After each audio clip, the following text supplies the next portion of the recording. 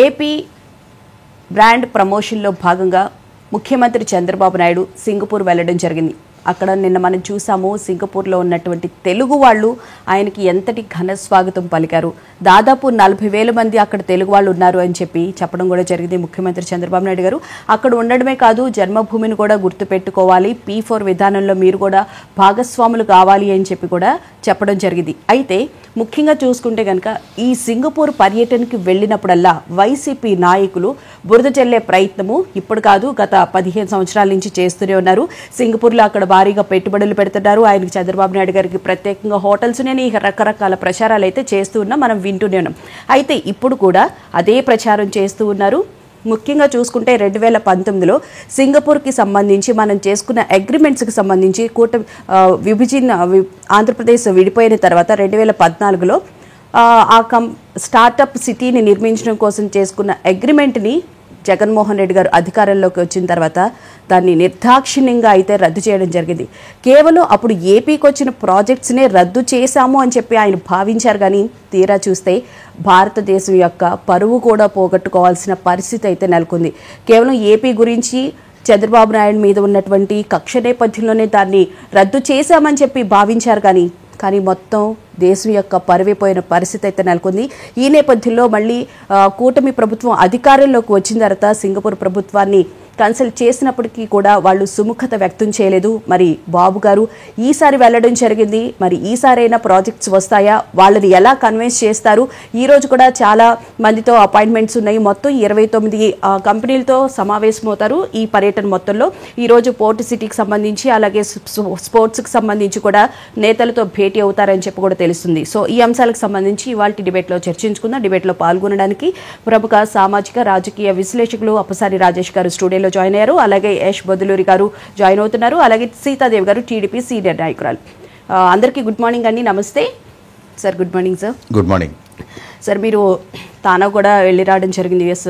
So అక్కడ తెలుగు వారిని ప్రత్యక్షంగా కూడా చూసి ఉంటారు, పారిశ్రామికవేత్తల్ని చాలామంది. ఇప్పుడు సింగపూర్కి సంబంధించి చంద్రబాబు నాయుడు గారు గతంలో ఏదైతే కృషి చేశారో దాన్ని టోటల్గా రద్దు చేసేసి బ్రాండ్ ఇమేజ్ పడిపోయే విధంగా కూడా మనకి గత ప్రభుత్వ హయాంలో జరిగింది చూసాం.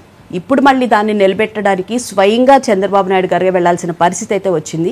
సో అక్కడి ప్రభుత్వం సుముఖత వ్యక్తం చేసే అవకాశం ఎంతవరకు ఉండొచ్చు అంటారు అసలు?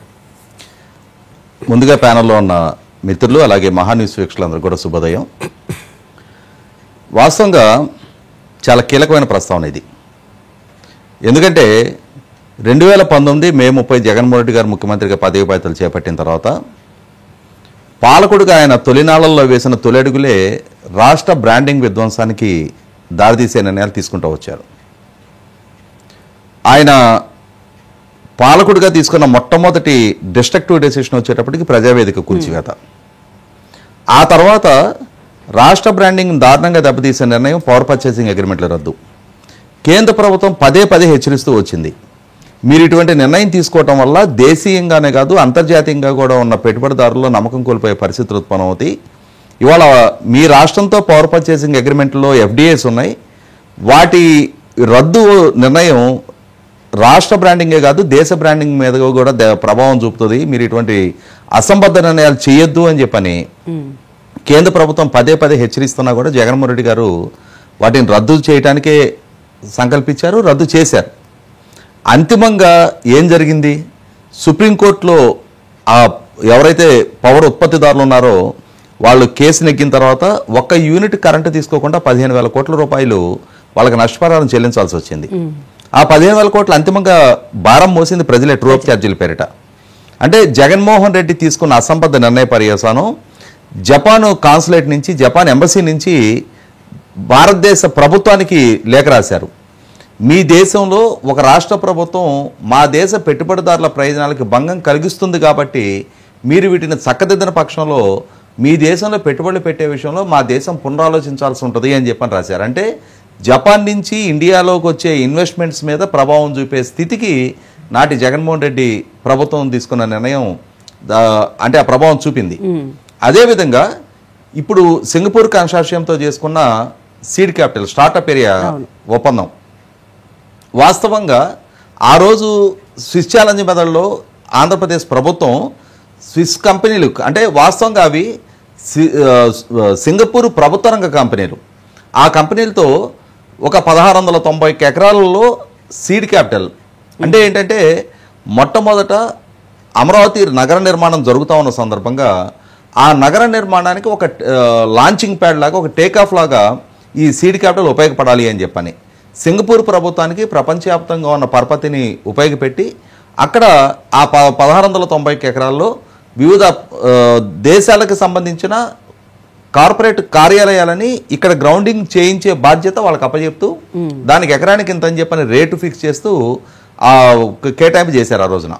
అయితే ఇక్కడ జగన్మోహన్ రెడ్డి గారు ప్రభుత్వం ఏం చేసిందంటే అసలు అమరావతి నిర్మాణం పట్లే వాళ్ళు విముఖతో ఉన్నారు కాబట్టి అమరావతి నిర్మాణానికి ఒక గుండెకాయలాగా పనిచేసే స్టార్టప్ ఏరియాని నిర్వీర్యం చేయాలని చెప్పిన ఒక లక్ష్యంతో బొత్స సత్యనారాయణ గారు మున్సిపల్ అడ్మినిస్ట్రేషన్ మినిస్టర్గా పదే స్టేట్మెంట్ ఇచ్చేవాళ్ళు.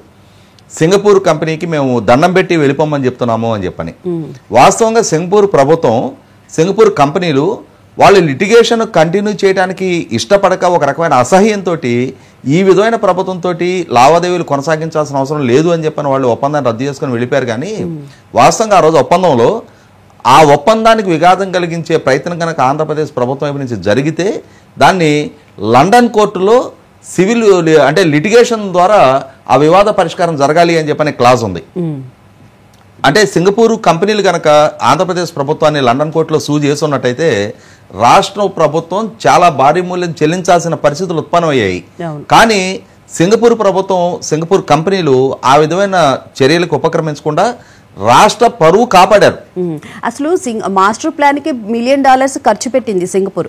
అయినప్పటికీ కూడా వాళ్ళు ఎందుకు వదులుకోవాలి? నిజంగా మీరు చెప్పినట్లు అది ఇష్యూ చేయొచ్చు, కానీ అది ఇష్యూ చేయలే. అదే వాళ్ళు చాలా డిగ్నిటీతో వ్యవహరించారు అక్కడ. అయితే ఇక్కడ ఏంటంటే మళ్ళీ తిరిగి వాళ్ళ ఎన్డీఏ కూటమి ప్రభుత్వం అధికారంలోకి వచ్చిన తర్వాత ఈ మధ్యకాలంలో రాష్ట్ర ప్రభుత్వం పదే విజ్ఞప్తి చేసిన మీదట సింగపూర్ కంపెనీల ప్రతినిధులు వచ్చి అమరావతిలో పర్యటించి వెళ్ళారు. కాకుంటే నేను అనుకోవటం మళ్ళీ ఎలా అయితే లూలుని ఒప్పించి రాష్ట్రంలో అడుగు పెట్టను అని చెప్పని శపథం చేసి ప్రకటన చేసిన లూలుని మళ్ళీ తిరిగి ఆంధ్రప్రదేశ్లో గ్రౌండింగ్ అయ్యే విధంగా చంద్రబాబు నాయుడు గారి ప్రభుత్వం కృషి చేసి వాళ్ళని ఒప్పించి వాళ్ళ ఆ ప్రపోజల్ మెటీరియల్ అయ్యే విధంగా చూస్తూ వచ్చిందో అదేవిధంగా ఇప్పుడు సింగపూర్కి సంబంధించిన కంపెనీలతో కూడా నేను అనుకోవటం బహుశా ఒక సఫలీకృతమైన ఒప్పందంతో చంద్రబాబు నాయుడు గారు రిటర్న్ వస్తారని చెప్పని అనుకుంటున్నాను. నేను ఇక్కడ చంద్రబాబు నాయుడు గారు నిన్న పదే ప్రస్తావించింది కూడా అదే. గవర్నమెంట్ అనేది కంటిన్యూస్ ప్రాసెస్. గవర్నమెంట్ బ్రాండింగ్ని కనుక రాష్ట్ర బ్రాండింగ్ని, ప్రభుత్వ బ్రాండింగ్ని, పాలకుల బ్రాండింగ్ని దెబ్బ తీసుకుంటూ వెళ్తే రేపు అంతిమంగా భవిష్యత్తు తరాలు మూల్యం చెల్లించాల్సి వస్తుంది. మనం ఒక సింపుల్ హైదరాబాద్లో ఈ డ్రగ్ పెడ్లర్స్గా చాలామంది ఆఫ్రికా నుంచి ఇక్కడ చదువుల కోసం వచ్చిన స్టూడెంట్స్ని చూస్తూ ఉంటాం మనం. ముఖ్యంగా నైజీరియా నుంచి వచ్చిన స్టూడెంట్స్ డ్రగ్ పెడ్లర్స్గా అరెస్ట్ అవుతుంటాం చూస్తుంటాం మనం. కానీ ఇక్కడ గమనించుకోవాల్సింది ఏంటంటే నైజీరియా నుంచి కొన్ని వేల మంది మనకి టోలీ చౌకీ ప్రాంతంలో పిల్లలు అకామిడేషన్ తీసుకొని వాళ్ళు ఇక్కడ చదువుకుంటూ ఉంటారు. వాళ్ళందరూ డ్రగ్ పెడ్లర్సా? కాదు. అందులో కొద్ది మంది డ్రగ్ పెడ్లర్స్గా ఉంటున్నారు. కానీ మనకేమవుద్ది, ఎవరేంటో మనకు తెలియదు. మనకి నైజీరియన్ అనగానే ఆఖరికి ఒక రెస్టారెంట్ లో మన పక్క సీట్లో వాళ్ళు కూర్చొని ఉండగానే వాళ్ళ పట్ల మనం అనుమానాస్పదంగా చూస్తూ ఉంటాం. అంటే ఏంటంటే కొద్ది మంది చేసే తప్పు పర్యవసానం ఆ ప్రాంతానికి సంబంధించిన మొత్తం ప్రజలు నిందమోయాల్సి వస్తుంది. ఇవాళ జగన్మోహన్ రెడ్డి అనే ఒక పాలకుడు ఆ పాలనలో ఉన్న ప్రభుత్వం తీసుకున్న కొన్ని అసంబద్ధ, అవివేకపు, అనాలోచిత నిర్ణయాల పర్యవసానం ఇవాళ రాష్ట్రం 5 కోట్ల మంది ప్రజల మూల్యం చెల్లించాల్సిన పరిస్థితి ఉత్పన్నమైంది. మళ్ళీ తిరిగి కొత్తగా బ్రాండింగ్ క్రియేట్ చేయడం వేరు, దెబ్బతిన్న బ్రాండింగ్ని మళ్ళీ తిరిగి రెస్టోర్ చేయడం అనేది. ఎందుకంటే ఇవాళ అసలు ఏమీ లేని దగ్గర నుంచి కొత్తగా ఒక బ్రాండింగ్ని ఎమర్జీ చేయడం చాలా ఈజీ. అంటే కొద్దిపాటి కష్టంతో దాన్ని ప్రమోట్ చేసుకోవచ్చు. కానీ ఒక బెటర్ ఎక్స్పీరియన్స్ ఎదురైన తర్వాత, ఒక చేదు అనుభవం ఎదురైన తర్వాత దాని నుంచి మళ్ళీ దాన్ని ఓవర్కమ్ అయ్యి మళ్ళీ తిరిగి బ్రాండింగ్ రెస్టోర్ చేయడం అనేది చాలా కష్టతరమైన విషయం. ఆ దిశగా ఇవాళ ఎన్డీఏ కూటమి ప్రభుత్వం చాలా తీవ్రమైన కృషి చేస్తూ ఉంది. జరిగిన నష్టాన్ని భర్తీ చేసి మళ్ళీ తిరిగి పెట్టుబడులను ఆకర్షించాల్సిన బాధ్యత ఉంది. ఇక్కడ సింగపూర్ ఇష్యూ కూడా ఏంటంటే గత 24-25 ఆర్థిక సంవత్సరంలో భారతదేశంలోకి 81 బిలియన్ల పైగా ఎఫ్డిఏస్ వస్తే అందులో 19% ఆఫ్ ది ఎఫ్డిఏస్ సింగపూర్ నుంచి రావడం జరిగింది. అంటే సింగపూర్ ఇవాళ భారతదేశంలో ప్రధాన పెట్టుబడిదారుగా ఉన్న దేశం కాబట్టి ఇవాళ ఆ పెట్టుబడిదారుల వాళ్ళ మనసుల్లో ఆంధ్రప్రదేశ్ రాష్ట్రం పట్ల, రాష్ట్ర ప్రభుత్వం పట్ల ఒక రకమైన అనుమానాస్పద వైఖరి వాళ్ళ మనసులో బలపడింది. కాబట్టి దాన్ని పోగొట్టి ఒక పాలకుడు చేసిన తప్పు రాష్ట్రానికి ప్రజలకు ఆపాదించొద్దు. మీకు ఆ రోజు ఒక డిస్ట్రక్టివ్ గవర్నెన్స్ జరిగిన మాట వాస్తవమే, కానీ దాన్ని మా ప్రజలు చక్కదిద్దుకొని వాళ్ళ మళ్ళీ తిరిగి మాకు అవకాశం ఇచ్చారు. మేము మీకు సానుకూలమైన పాలసీస్ తోటి, మీకు అనుకూలమైన నిర్ణయాలతోటి మేము స్వాగతిస్తూ ఉన్నాం. మీరు మా రాష్ట్రానికి రండి, మా దగ్గర పెట్టుబడులు పెట్టండి, మేము చేసిన 20 లక్షల ఉద్యోగ కల్పన వాగ్దానాన్ని నెరవేర్చుకునే దిశగా మీరు మాకు అండదండలు అందించండి అని చెప్పని వాళ్ళ ఎన్డీఏ కూటమి ప్రభుత్వం తరఫున చంద్రబాబు నాయుడు గారి వాళ్ళ సింగపూర్లో అక్కడ పారిశ్రామికవేత్తలతోటి, పెట్టుబడిదారులతోటి, ప్రభుత్వ పెద్దలతోటి జరుగుతున్న చర్చలు సఫలీకృతం కావాలి అని చెప్పని, తద్వారా రాష్ట్ర యువతకి మెరుగైన భవిష్యత్తు దిశగా ఇవాళ, ఎందుకంటే 20 లక్షల ఉద్యోగ కల్పన జరగాలి అని అంటే అట్లీస్ట్ 30 లక్షల కోట్ల పెట్టుబడులు సాకారం అయితేనే, పెట్టుబడులు రప్పించగలిగితేనే, 30 లక్షల కోట్ల పెట్టుబడులు గ్రౌండింగ్ అయితేనే 20 లక్షల ఉద్యోగ కల్పన సాధ్యపడుతుంది. 20 లక్షల ప్రత్యక్ష పొటెన్షియల్ ఎంప్లాయ్మెంట్ కనుక క్రియేట్ అయితే దాని ద్వారా ఇంకొక 80 లక్షల నుంచి 1 కోటి మందికి పరోక్షోపాధి దక్కడానికి ఆస్కారం ఉంటుంది. అంటే రాష్ట్రంలో ఉన్న 5 కోట్ల మంది జనాభాలో ఒక 30%కి పొటెన్షియల్ అంటే ఫైనాన్షియల్ స్టెబిలిటీ రావడానికి ఆస్కారం ఉంటుంది. రాష్ట్ర ఆర్థిక ముఖచిత్రం మారడానికి ఆస్కారం ఉంటుంది. మార్కెట్ పొటెన్షియాలిటీ పెరుగుద్ది, గవర్నమెంట్కి ట్యాక్స్ రెవెన్యూస్ పెరుగుతాయి, వెల్త్ జనరేషన్ జరుగుద్ది. రాబోయే 5-10 సంవత్సరాల్లో రాష్ట్ర ముఖచిత్రం మారడానికి ఆస్కారం ఉండే దిశగా ప్రభుత్వ వైపు నుంచి ప్రయత్నాలు జరుగుతూ ఉన్నాయి. దాదాపుగా 2024 జూన్ 12న ప్రభుత్వం ప్రమాణ స్వీకారం చేస్తే ఈ జూలై 28 నాటికి ఇప్పటికే 9,50,000 కోట్ల రూపాయల వరకు పారిశ్రామిక ఒప్పందాలు చేసుకున్నారు. 5 లక్షల మందికి పైగా ఉపాధి కల్పన జరిగే విధంగా ఇప్పుడు సంస్థలు గ్రౌండింగ్ అవుతూ ఉన్నాయి. ప్రభుత్వ పరంగా వాళ్ళకి భూమి కేటాయింపులు, అనుమతుల మంజూరు, వాళ్ళకి ఇవ్వాల్సిన ఫెసిలిటేషన్ ఇవన్నీ కూడా పూర్తి చేస్తూ ఉన్నారు. కాబట్టి వీటిని రోల్ మోడల్గా ప్రమోట్ చేసుకుంటూ మేము ఏ ఏ సంస్థలకి ఏ విధమైన ఫెసిలిటేషన్ చేస్తున్నాం అనే దాన్ని ప్రాపర్గా బ్రాండింగ్ చేసుకుంటా ఇవాళ సింగపూర్ ప్రభుత్వాన్ని, సింగపూర్లో ఉన్న పెట్టుబడిదారులను కూడా ఆకర్షించడంలో చంద్రబాబు నాయుడు గారు సఫలీకృతం అవుతారని ఆశిద్దాం. రైట్. యశ్ గారు నమస్తే అండి. నమస్కారం మేడం. యాజ్ ఏ ఎన్ఆర్ఐగా మీకు చంద్రబాబు నాయుడు గారి విజన్ చాలా బాగా తెలుసు. పారిశ్రామికవేత్తలను ఆకర్షించడంలో ఆయన ఎలా ముందుంటారనే విషయం గురించి, ఇప్పుడు సింగపూర్ పర్యటనకు వెళ్ళిన నేపథ్యంలో మళ్ళీ సింగపూర్ ప్రభుత్వం నుంచి కానీ అక్కడున్న కంపెనీలకు సంబంధించి కానీ రాష్ట్రంలో పెట్టుబడులు పెట్టడానికి ఎంతవరకు ఏపీకి వచ్చే అవకాశం ఉండొచ్చు అంటారు? పెద్దలందరికీ నమస్కారం అండి, ప్యానెల్ పెద్దలకి. మరీ ముఖ్యంగా అప్పసాని గారు ఇందాక చాలా చక్కగా చెప్పారు. సింగపూర్ ప్రభుత్వం గత చంద్రబాబు నాయుడు గారి పాలనలో వాళ్ళు వచ్చి పెట్టుబడులు పెట్టడము, మళ్ళీ జగన్మోహన్ రెడ్డి గారి పరిపాలన వచ్చిన తర్వాత వాళ్ళని తరిమేయటము, ఇవంతా సైకిల్ అంతా ప్రపంచం మొత్తం విట్నెస్ చేసింది. ఎందుకంటే జగన్మోహన్ రెడ్డి గారి ప్రభుత్వంలో ఎంత పెద్ద పెద్ద కంపెనీలన్నీ వెనక్కి తరిమేశారో మనం చూసాం. ఈ రోజు చంద్రబాబు నాయుడు గారు ఏ కంపెనీ దగ్గరికి వెళ్ళి, ఏ దేశానికి వెళ్ళి మన రాష్ట్రానికి రండి, మా రాష్ట్రంలో పెట్టుబడులు పెట్టండి అంటే వాళ్ళు అడిగే ప్రశ్న ఏంటంటే, మళ్ళీ మీ ఆంధ్రప్రదేశ్ రాష్ట్ర ప్రజలు జగన్మోహన్ రెడ్డి గారికి అవకాశం ఇవ్వడం గ్యారంటీ ఏంటి అని అడుగుతున్నారు. ఇక్కడ ఏంటంటే గత 2019 నుంచి 2024 వరకు 2019 ఎలక్షన్ లో జగన్మోహన్ రెడ్డి గారు చెప్పిన అవాస్తవాలు, అబద్ధాలన్నీ కూడా ప్రజలు నమ్మి మోసపోయి జగన్మోహన్ రెడ్డి గారికి ఓటేశారు అనే విషయం పట్ల ప్రజలు పర్ఫెక్ట్ గా క్లారిటీ ఇచ్చారండి. ఈ 2024 ఎలక్షన్ లో 11 సీట్లతో ఆంధ్రప్రదేశ్ రాష్ట్ర ప్రజలందరూ కూడా జగన్మోహన్ రెడ్డి చెప్పిన మాటలు నమ్మి మోసపోయి ఓటేశాము. జగన్మోహన్ రెడ్డి గారు ఆంధ్రప్రదేశ్ రాష్ట్రాన్ని పూర్తిగా సర్వనాశనం చేశారు. ఇంకెప్పుడు మేము జగన్మోహన్ రెడ్డి గారిని నమ్మి జగన్మోహన్ రెడ్డి గారికి ముఖ్యమంత్రి కుర్చీ ఇవ్వము అని చెప్పి ఆంధ్రప్రదేశ్ రాష్ట్ర ప్రజలందరూ కూడా 11 సీట్లతో సమాధానం చెప్పారని చెప్పి ఈ రోజు చంద్రబాబు నాయుడు గారు ఆంధ్రప్రదేశ్ రాష్ట్రంలో పెట్టుబడి పెట్టే వాళ్ళందరికీ కూడా చెప్పే సాధ్యం చేస్తున్నారు. అదేవిధంగా ఆంధ్రప్రదేశ్ రాష్ట్ర ప్రజలు కూడా ఒకసారి ఆలోచించుకోవాలి. ఈ రోజు మన ఆంధ్రప్రదేశ్ రాష్ట్రం అభివృద్ధి చెందాలి అంటే రాష్ట్రంలోకి పెట్టుబడులు ఎవరు తీసుకురాగలుగుతారు?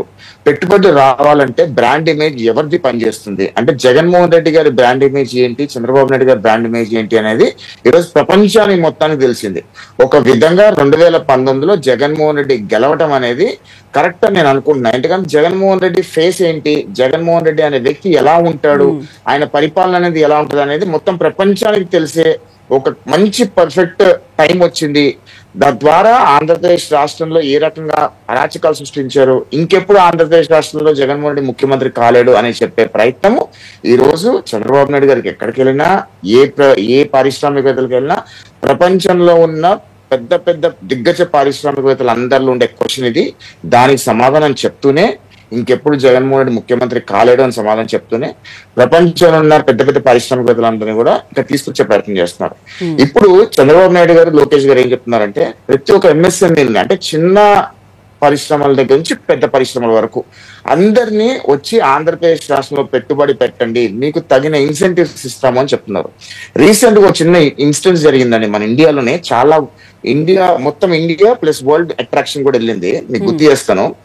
ఏరోస్పేస్ ఇన్వెస్ట్మెంట్ కర్ణాటకలో రావాలనుకుంటే అక్కడున్న రైతులు కొంచెం ఇష్యూ చేస్తే ఆ ఏరోస్పేస్ ఇన్వెస్ట్మెంట్ ఆగిపోతే లోకేష్ గారు చిన్న ట్వీట్ చేయడం వల్ల అది ఒక 2 రాష్ట్రాల మధ్యలో ఒక డిస్కషన్ లేపింది. అది Karnataka IT minister, Andhra IT minister tweet చేయడం వల్ల కర్ణాటక ఐటీ మినిస్టర్ రివర్ట్ చేశారు దానికి. అది మొత్తం ప్రపంచం దృష్టిని సేకరించింది. అది ఎందుకు అంటే కర్ణాటకలో రైతులు ఆ ఇన్వెస్ట్మెంట్ వస్తుంటే భూములు ఇవ్వకుండా అడ్డుకోవడం వల్ల మా ఆంధ్రప్రదేశ్ రాష్ట్రంలో 8,000 ఎకరాల భూమి ఉంది, మీరు వచ్చి పెట్టుబడులు పెట్టచ్చు ఇక్కడ అని చెప్పి చిన్న ట్వీట్ చేయడం వల్ల మొత్తం ఎంటైర్ వరల్డ్ ఇంట్రెస్ట్ ని అట్రాక్ట్ చేసింది. అంటే ఆంధ్రప్రదేశ్ రాష్ట్రానికి పెట్టుబడులకి ఎంత దోహదిస్తుంది, పెట్టుబడుల మీద ఎంత ఇంట్రెస్ట్ చూపుతుంది అనడానికి పర్ఫెక్ట్ ఎగ్జాంపుల్. అదే విధంగా నిన్న లోకేష్ గారు సింగపూర్ లో ఒక విషయం మాట్లాడుతూ ఆయన ఏమంటున్నారంటే ఇక్కడి నుంచి వెళ్ళిన ఎన్ఆర్ఐస్ అందరూ ఎవరెవరైతే పర్ఫెక్ట్ గా స్థిరపడ్డారో, ఎవరెవరైతే మీరు అక్కడ ఆల్రెడీ కంపెనీస్ పెట్టుకున్నారో వాళ్ళందరూ కూడా వచ్చి స్టార్టప్స్ కింద ఆంధ్రప్రదేశ్ రాష్ట్రంలో మీరు స్టార్టప్స్ పెట్టండి, మేము మీకు చేయూతనిస్తాము, మేము మీకు ఖచ్చితంగా సహకరిస్తాము. తద్వారా ఆంధ్రప్రదేశ్ రాష్ట్రంలో యువతకి మీరు అమెరికాలోనో లేదా ఆస్ట్రేలియాలోనో కంపెనీలు పెట్టుకొని అక్కడ మీరు ఉద్యోగాలు ఇచ్చే ప్రయత్నం చేస్తున్నారు. దాన్ని ఆఫ్ షోర్ బేస్ చేస్తే మీరు పుట్టిన రాష్ట్రాన్ని, మీరు పుట్టిన గడ్డ కూడా చాలా సేవ చేసిన వాళ్ళు అవుతారు, మీరు రండి, ముందుకు రండి అని చెప్పి ఓపెన్ గా ఆయన పిలుస్తున్నారు. అంటే ఈ రోజు ఆంధ్రప్రదేశ్ కూటమి ప్రభుత్వం ఎంత పర్ఫెక్ట్ గా పనిచేస్తుంది ఈ రోజు పెట్టుబడులను అట్రాక్ట్ చేయడానికి. అదే విధంగా ఈరోజు ప్రపంచ స్థాయిలో ఉన్న ప్రపంచ కంపెనీస్ అన్ని కూడా ఆంధ్రప్రదేశ్ రాష్ట్రానికి రావటానికి చూస్తున్నారు. అంటే ఖచ్చితంగా చంద్రబాబు నాయుడు గారి విజన్ ఏంటి అనేది ప్రపంచానికి తెలుసు. అదే విధంగా ఒక విషయం చెప్తాను మేడం, నేను I'm also product of mister Nara Chandrababu Naidu గారు. ఎందుకంటే చంద్రబాబు నాయుడు గారు పెట్టిన కాలేజెస్ లో చదువుకున్నా, చంద్రబాబు నాయుడు గారు తెచ్చిన కంపెనీస్ లో నేను ఉద్యోగాలు చేశాను. తద్వారా ఈ రోజు నేను ఒక స్థాయిలో స్థిరపడి నేను ఒక 150 మందికి ఉపాధి కల్పించే ప్రయత్నం చేస్తున్నాను. కాబట్టి ఖచ్చితంగా చంద్రబాబు నాయుడు గారి విజన్ ఎలా ఉంటుంది అనేది మా జనరేషన్ లో, అదే విధంగా మా తర్వాత జనరేషన్ లో వాళ్ళందరూ పర్ఫెక్ట్ గా విట్నెస్ చేశారు. వాళ్ళందరూ కూడా ఈ రోజు పర్ఫెక్ట్ గా స్థిరపడ్డారు. అంటే ఆ రోజు చంద్రబాబు నాయుడు గారు పెట్టిన కాలేజెస్ వల్ల, దానిలో చదువుకోవటం వల్లే ఈ రోజు ఇంతమంది ఎంప్లాయ్మెంట్ జనరేట్ అయినది. లాస్ట్ ఒక విషయం చెప్తాను మేడం, చంద్రబాబు నాయుడు గారి విజన్ 2020 అనేది ఎంత పర్ఫెక్ట్ గా ఉంటుంది అనేది రోజు హైదరాబాద్ విట్నెస్ చేస్తుంది. హైదరాబాద్ లో సైబరాబాద్ అనే ఒక సిటీ మాత్రమే దాదాపు 70% ఆఫ్ ద రెవెన్యూని పంప్ చేస్తుంది యావత్ తెలంగాణకి. అంటే చంద్రబాబు నాయుడు గారి విజన్ ఎలా ఉంటుంది అని చెప్పడానికి ఇది ఉదాహరణ. రాబోయే రోజుల్లో ఆంధ్రప్రదేశ్ రాష్ట్రంలో కూడా క్వాంటమ్ వ్యాలీ అనే ఒక ఇనిషియేటివ్, ఓన్లీ క్వాంటమ్ వ్యాలీ అనే ఒక ఇనిషియేటివ్ మాత్రమే దాదాపు 60% ఆఫ్ ద రెవెన్యూని పంపు చేయబోతుంది ఆంధ్రప్రదేశ్ రాష్ట్రానికి అంటానికి ఎటువంటి అతిశయోక్తి లేదు. అమరావతి గురించి మాట్లాడలేను, ఓన్లీ క్వాంటమ్ వ్యాలీ గురించి మాట్లాడుతున్నా. Quantum valley is going to be India's quantum valley in Andhra Pradesh and it's going to generate 60% of the revenue for entire Andhra Pradesh అండి. Yes right. సీతాదేవి గారు నమస్తే అండి. సీతాదేవి గారు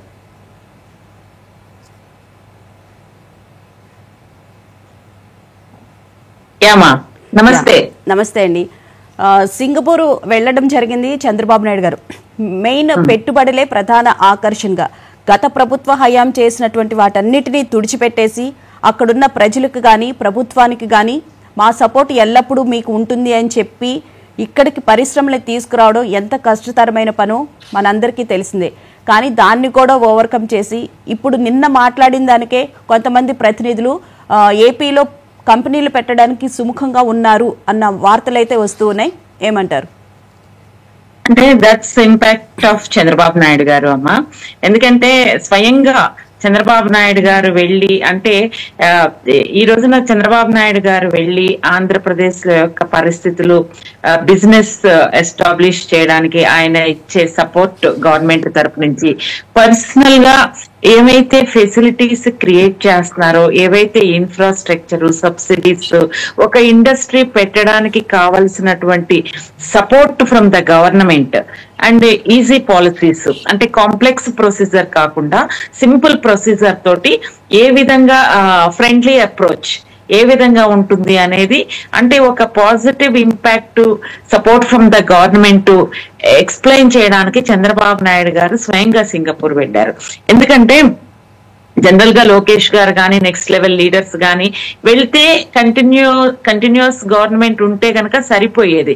కానీ ఈ రోజు జరిగినటువంటి మధ్యలో 5 years వైఎస్ఆర్సీపీ ప్రభుత్వం ఏదైతే డ్యామేజ్ చేసిందో ఆ డ్యామేజ్ కంట్రోల్ చేయాలి అంటే కనుక డెఫినెట్ గా అక్కడ చంద్రబాబు నాయుడు గారి లీడర్షిప్ అవసరము, ఇంపాక్ట్ అవసరము. ఎందుకంటే ఆయన చెప్తేనే ఇన్వెస్టర్స్ లో ఒక రకమైనటువంటి భరోసా క్రియేట్ చేయడానికి అవకాశం ఉంది, because he is a tall leader. So అందుకని ఈ రోజున చంద్రబాబు నాయుడు గారు వెళ్ళినప్పటికీ కూడా అక్కడ ఏంటంటే ఇంతకు ముందు ప్రభుత్వం చేసినటువంటి చర్యల వలన హెజిటేట్ అనేది వాళ్ళ, అంటే ఒక సందేహం అనేది ఇన్వెస్టర్స్ మైండ్ లో ఉండిపోయింది. అంత దారుణంగా ఆ రోజున ప్రభుత్వం తీసుకున్న నిర్ణయాలు కావచ్చు, ల్యాక్ ఆఫ్ కోఆపరేషన్ కావచ్చు, వాళ్ళలో సెవెరల్ క్వశ్చన్స్ ఉన్నాయి ఆ ఇన్వెస్టర్స్ లో. ఎందుకంటే అమ్మా, ఎనీ ఇన్వెస్టర్ ఎక్కడైనా ఇన్వెస్ట్ చేయాలి అంటే కనుక వాళ్ళు లాంగ్ టైం ప్రొసీజర్ ని చూస్తారు, అంటే లాంగ్ టైం ప్రొటెక్షన్ చూసుకుంటారు, స్ట్రాటజీస్ అన్ని ప్లాన్ చేసుకోవాలి. అంటే కనుక జస్ట్ 5 years మన గవర్నమెంట్ మారినట్టు ఎలక్షన్స్ వచ్చినట్టు 5 years లో అవ్వదు. వాళ్ళకి ఎస్టాబ్లిష్ చేసుకోవడానికే దే నీడ్ 3-4 years టైం. అవును, అది ఖచ్చితంగా అంత టైం వాళ్ళకి కావాలి, వాళ్ళకి పడుతుంది ఏది సెటిల్ అవ్వడానికి. సో ఈ లోపల గవర్నమెంట్ మారితే మన పరిస్థితి ఏంటి? ఆల్రెడీ ఇంతకు ముందు మనం బ్యాడ్ ఎక్స్పీరియన్స్ అయ్యాము. ఇలాంటి సెవెరల్ క్వశ్చన్స్, సందేహాలు అనేవి వాళ్ళ మైండ్ లో ఉండడం అనేది సర్వసాధారణం. Because end of the day it's money, crores of money investment. So దానికి చంద్రబాబు నాయుడు గారు క్లారిటీ ఇవ్వడం కోసం, భరోసా ఇవ్వడం కోసం వెళ్ళారు. అయితే ఈ రోజున ఆంధ్రప్రదేశ్, ఇందాక వక్తలు మాట్లాడినట్టుగా డెఫినెట్ గా ఆంధ్రప్రదేశ్ ప్రభుత్వం చాలా కీన్ ఉంది.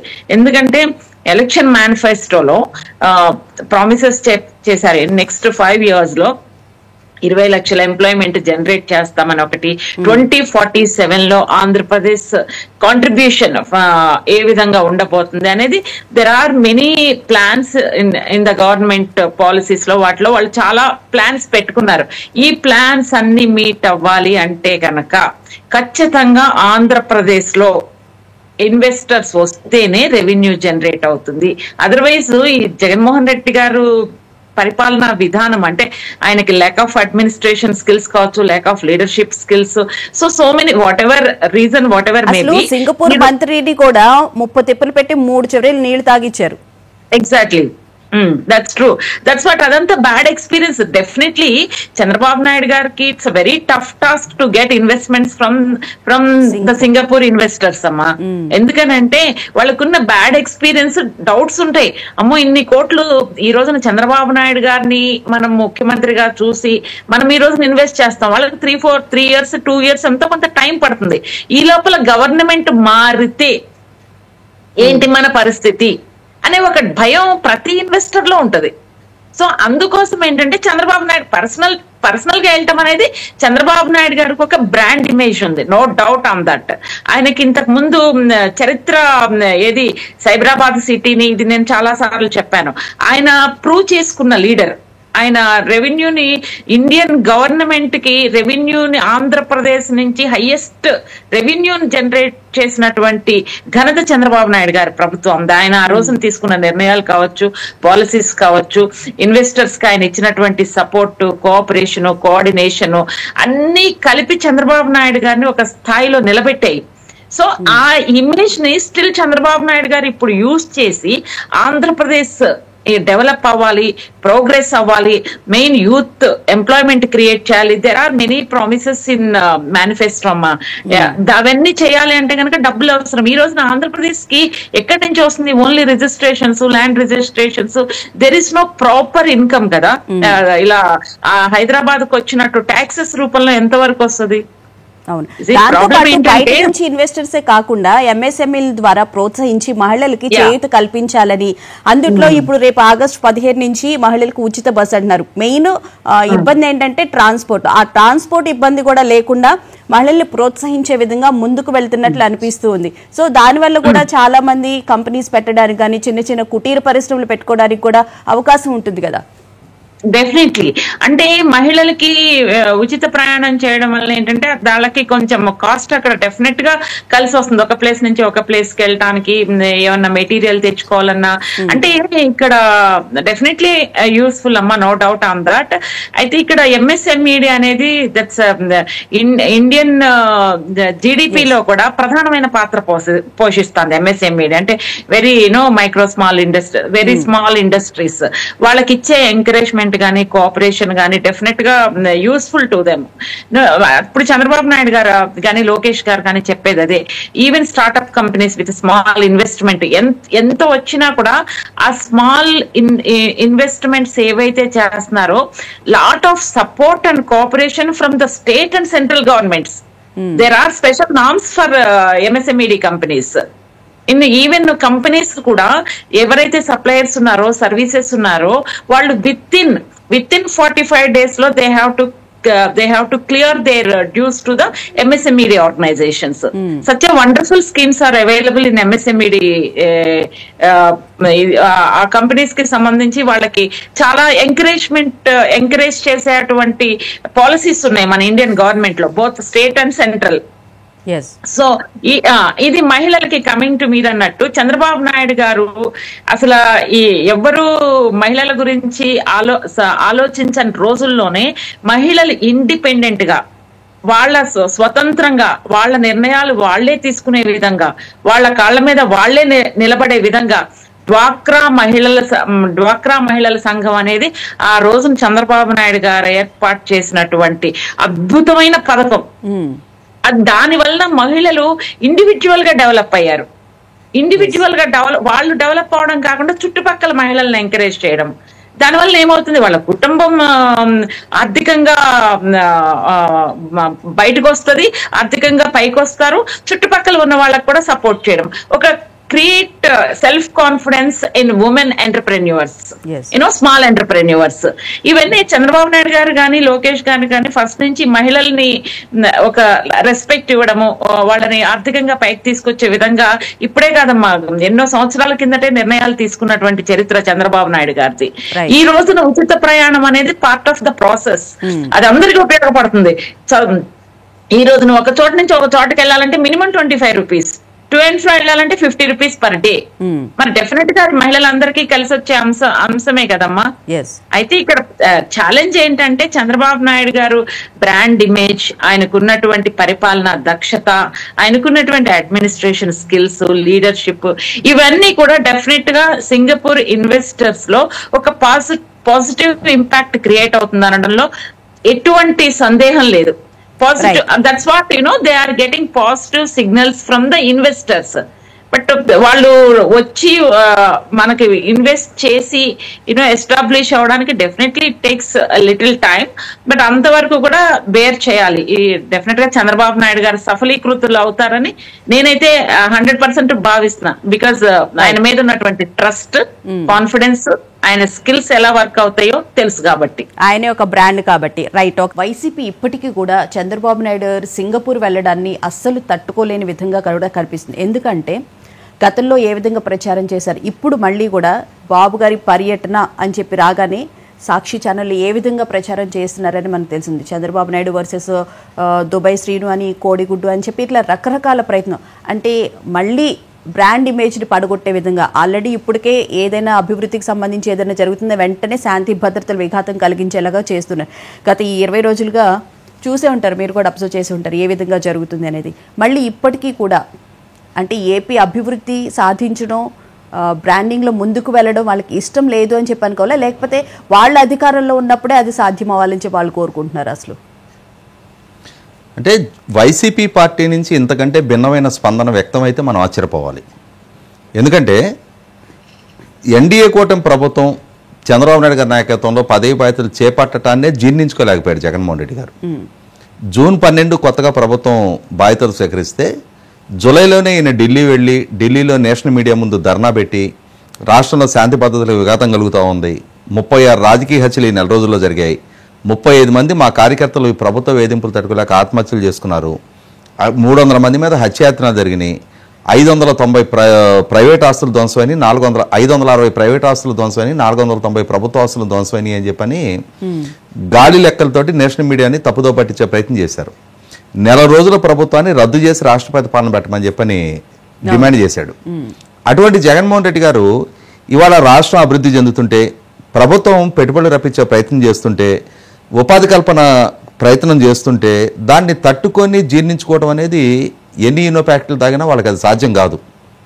ఎందుకంటే జగన్మోహన్ రెడ్డి గారు 2019లో ఆయన ఎన్నికల్లో విజయం సాధించడానికి చాలా కీలకంగా దోహదం చేసింది. ఆ రోజు ఆయన యూనివర్సిటీలు కాలేజీల చుట్టూ తిరిగి యోబేరి అని చెప్పని సదస్సులు ఏర్పాటు చేసి నాడు చంద్రబాబు నాయుడు గారికి వ్యతిరేకంగా చేసిన విష ప్రచార పర్యవసానం, అలాగే యువతలో కల్పించిన ఆశలు, వాళ్ళలో మామూలుగా మనకి అరిచేతుల్లో ఇంద్రధనస్సులు చూపించాడు. నేను మెజార్టీ ఎంపీ సీటు కనుక మీరు నాకు ఇస్తే కేంద్రంలో అధికారంలో ఎవరున్నా వాళ్ళ మెడల నుంచి ప్రత్యేక హోదా సాధిస్తా. ప్రత్యేక హోదా కనుక మనం సాధించామనంటే ప్రపంచవ్యాప్తంగా ఉన్న పెట్టుబడిదారులు మన దగ్గరికి తరలొచ్చి పెట్టుబడులు పెడతారు. 13 జిల్లాలని 13 హైదరాబాద్కి అభివృద్ధి చేస్తా, మీకు వలసలు లేని ఉపాధి కల్పిస్తా, 2,30,30,000 ప్రభుత్వ ఉద్యోగాలు భర్తీ చేస్తా, మెగా డిఎస్సీ కండక్ట్ చేస్తా, ఇట్లా రకరకాల వాగ్దానాలు చేశాడు. ఇక్కడ యువతకి కానీ జగన్మోహన్ రెడ్డి గారు కానీ కొంత అటాచ్మెంట్ పెరగడానికి కూడా కారణం ఏంటి అంటే, చంద్రబాబు నాయుడు గారితో పోల్చేసినప్పుడు జగన్మోహన్ రెడ్డి ఒక 22 సంవత్సరాల వయసులో చిన్నవాడు. దాంతో కొత్త జనరేషన్ యూత్ జగన్మోహన్ రెడ్డిని ఓన్ చేసుకున్నారు. ఆయన మాటలు నమ్మారు. నమ్మి 5 లక్షల కోట్ల పైగా పెట్టుబడులతోటి 5 లక్షల మందికి పైగా ఉపాధి కల్పన చేస్తున్న చంద్రబాబు నాయుడు గారి ప్రభుత్వాన్ని 2 సార్లు డిఎస్సీ కండక్ట్ చేసి ఉపాధి కల్పన చేస్తున్నా కూడా అంతకంటే మెరుగ్గా జగన్మోహన్ రెడ్డి వాళ్ళకి ఏదో చేస్తాడని ఒక భ్రమల్లో యువత 2019లో జగన్మోహన్ రెడ్డిని గెలిపించారు. కానీ అదే జగన్మోహన్ రెడ్డి ఒకసారి పాలకుడిగా బాధ్యతలు చేపట్టిన తర్వాత ఆయన సామర్థ్యం ఏంటి, ఆయన పాలనా దక్షత ఏంటి, ఆయన ఎంతటి స్థాయిలో పెట్టుబడులు రప్పించగలిగారు, ఎంతటి ఉపాధి కల్పన చేయగలిగారు, ఎన్ని ప్రభుత్వ ఉద్యోగాలు భర్తీ చేశారు, ఎన్ని మెగా డిఎస్సీలు కండక్ట్ చేశారనేది యువతకు ఒక స్పష్టత వచ్చింది. కాబట్టి మొన్నటి ఎన్నికల్లో ఏ యువత అయితే అతను గెలుపుకు దోహదం చేశారో అదే యువత అతన్ని 151 నుంచి 11 స్థానాలకు పరిమితం చేశారు. ఇవాళ 20 లక్షల ఉద్యోగ కల్పన అనేది ఒక గేమ్ చేంజర్గా ఎన్డీఏ కూటమి విజయానికి దోహదం చేసింది. ఆ 20 లక్షల ఉద్యోగ కల్పన కనుక జరిగిన పక్షంలో ఇందాక మనం చెప్పుకున్నట్టుగా 20 లక్షల పొటెన్షియల్ ఎంప్లాయ్మెంట్ అంటే క్రియేట్ అయితే ఇండైరెక్ట్ ఎంప్లాయ్మెంట్ ఇంకో కొన్ని మిలియన్స్లో క్రియేట్ అవడానికి ఆస్కారం ఉంటుంది. అవి జరిగితే ఇక రాష్ట్రంలో వైసీపీ పార్టీ అనేది రాజకీయంగా పూర్తిగా కనుమరుగవటం, భూస్థాపితం అవడం ఖాయం. దాన్ని జీర్ణించుకోలేని జగన్మోహన్ రెడ్డి గారు ఎలా అయినా సరే చంద్రబాబు నాయుడు గారి ప్రభుత్వాన్ని ఒక డిఫాల్టర్గా చిత్రీకరించాలి, రాష్ట్ర బ్రాండింగ్ని దెబ్బతీయాలి. దానికి మొదటి నుంచి ఏ విధానాలను అయితే ఆయన నాయన హయాం నుంచి వాళ్ళ నాయన కూడా ఇదే మొదలు పెట్టాడు. చంద్రబాబు నాయుడు గారికి సింగపూర్లో 7 స్టార్ హోటల్ ఉంది, 2 ఎకరాల రైతు 2,000 కోట్లు సంపాదించాడు అని చెప్పనే గాలి ఆరోపణలతోటి వ్యవసాయం దండగా అన్నాడు. ఇట్లాంటి ఆధారరహిత ఆరోపణలతోటి ఎలా అయితే వాళ్ళ నాయన రాజకీయంగా ఆ రోజు పైచే సాధించి తన పబ్బం గడుపుకున్నాడో అదే విధానాన్ని జగన్మోహన్ రెడ్డి కూడా 2019 ఎన్నికలకు ముందు అదే విధంగా అదే ప్రయోగంతో తను ఎన్నికల్లో సఫలీకృతం అయ్యాడు. కానీ ఒకసారి 5 సంవత్సరాల పాలకుడిగా జగన్మోహన్ రెడ్డిని చూసిన తర్వాత ప్రజలకు ఒక స్పష్టత వచ్చింది. అటువంటి జగన్మోహన్ రెడ్డి వాళ్ళ పార్టీనో, వాళ్ళ సోషల్ మీడియానో, వాళ్ళ సొంత మీడియానో ఇవాళ ఎన్ని రకాల ఈ అసంబద్ధ ప్రచారాలు చేసినా, అసత్య ప్రచారాలతో ప్రజలను తప్పుదో పట్టించే ప్రయత్నం చేసినా ప్రజలకి జగన్మోహన్ రెడ్డి ఏంటి, చంద్రబాబు నాయుడు గారు ఏంటి అనేది ఉన్న స్పష్టతతోటే ఎన్నికల్లో ఒక తీర్పు ఇచ్చారు. ఇక్కడ గమనించుకోవాల్సింది ఏంటంటే, మీరు ఇందాక ప్రస్తావించినట్టుగానే Singapore Chandrababu versus Dubai Srinu అని చెప్పని మాట్లాడుతున్నారు. అదే సందర్భంలో పదే పదే ఈశ్వరన్ గారి అరెస్టు గురించి మాట్లాడుతున్నారు. ఆ రోజు ఈశ్వరన్ గారు సింగపూర్ ప్రభుత్వ ప్రతినిధిగా ఆయన సింగపూర్ ప్రభుత్వం తరపున ఆంధ్రప్రదేశ్ రాష్ట్ర ప్రభుత్వంతో నెగోషియేట్ చేయడానికి, ఇక్కడ ప్రాజెక్టులను ఎగ్జిక్యూట్ చేయడానికి ఇక్కడ హాజరయ్యారు. అంతేగాని ఈశ్వరన్ గారికి ఏమి వ్యక్తిగత హోదాలో ఆంధ్రప్రదేశ్కి రాలా. అలాగే చంద్రబాబు నాయుడు గారి నాయకత్వంలో రాష్ట్ర ప్రభుత్వం సింగపూర్ ప్రభుత్వ మంత్రితో చర్చలు జరిపింది. అంతేగాని ఇది వ్యక్తులుగా చంద్రబాబు నాయుడు గారికో ఈశ్వరన్ గారికో సంబంధించిన వ్యక్తిగత వ్యవహారం కాదు, పర్సనల్ అఫైర్ కాదు అది. ఆ మాత్రపు బేసిక్ కామన్ సెన్స్ లేకుండా ఆయన అరెస్ట్ అయ్యారు కాబట్టి ఇవాళ చంద్రబాబు నాయుడు గారి మాజీ సహచరుడు అని చెప్పని చిత్రీకరిస్తా ఉన్నారు. మరి జగన్మోహన్ రెడ్డి కూడా అరెస్ట్ అయ్యాడు కదా, జగన్మోహన్ రెడ్డి కూడా 16 నెలలు జైల్లో ఉన్నాడు కదా. ఇవాళ ఆ పార్టీలో ఆయన ప్రభుత్వంలో మంత్రులుగా పనిచేసిన వాళ్ళు, ఆ ప్రభుత్వంలో ఎంపీలుగా పనిచేసిన వాళ్ళు, పార్లమెంటరీ పార్టీ నాయకుడిగా పనిచేసిన వాళ్ళందరూ కూడా అరెస్టులయ్యి జైలు జీవిత నేపథ్యం ఉన్నవాళ్లే కదా, కోర్టు వాయిదాల చుట్టూ తిరుగుతున్న వాళ్లే కదా. మరి వాళ్ళందరూ ఆ రాజకీయంగా పదవుల్లో కొనసాగడానికి లేని ఆటంకం ఇవాళ చంద్రబాబు నాయుడు గారు సింగపూర్ పర్యటనకి ఏ విధంగా వీళ్ళు దాన్ని ఏలెత్తి చూపే ప్రయత్నం చేస్తా ఉన్నారు. నిన్న గుడివాడ అమర్నాథ్ ఒక ప్రెస్ మీట్లో మాట్లాడుతూ ఉన్నాడు. ఇవాళ ప్రపంచవ్యాప్తంగా అత్యంత అవినీతి ప్రభుత్వంగా సింగపూర్ ప్రభుత్వం పేరెనికి గంది అంట. అంటే మరి అతనికి అవగాహన ఉండి మాట్లాడతాడా, లేదు కనీసం ఇటువంటి మాటలు మాట్లాడితే ప్రజల్లో రేపు మన స్థాయి ఏంటి, మన గురించి, మన అవగాహన గురించి, మనకున్న పరిజ్ఞానం గురించి ప్రజలు ఏమనుకుంటారనే బేసిక్ సెన్స్ కూడా లేకుండా ఇవాళ ప్రజా జీవితంలో చట్టసభలకు ఎన్నుకోత రాజ్యాంగం మీద ప్రమాణ స్వీకారం చేసి మంత్రులుగా కొనసాగిన వ్యక్తులకి ఏ ప్రభుత్వం మీద ఏ విధమైన మరకుంది, ఏ ప్రభుత్వానికి ఏ విధమైన మంచి పేరుందనేది కూడా తెలుసుకోలేనంతటి అవగాహన రాజ్యంతో వీళ్ళు రాజకీయాల్లో కొనసాగుతూ ఉన్నారు. అంటే వాళ్ళందరూ పెట్టుకున్న ఎజెండా ఒకటే, చంద్రబాబు నాయుడు గారిని ఒక డిఫాల్టర్గా చిత్రీకరించాలి. 2019కి ముందు వాళ్ళు చాలా సక్సెస్ఫుల్గా ఆ ప్రచారం చేయగలిగారు, ప్రజలను నమ్మించగలిగారు, తమకు అనుకూలంగా మలుచుకోగలిగారు. కానీ 2019 నుంచి 24 దాకా మీకు దక్కిన అవకాశ సందర్భంలో మీరు డిఫాల్టర్లుగా వాళ్ళ ప్రజల ముందు మిగిలిపోయారు. మీరు మాట తప్పారు, మడమ తిప్పారని చెప్పని ప్రజలు రిలీజ్ అయ్యారు కాబట్టి మిమ్మల్ని ఓడించి కూర్చోబెట్టారు.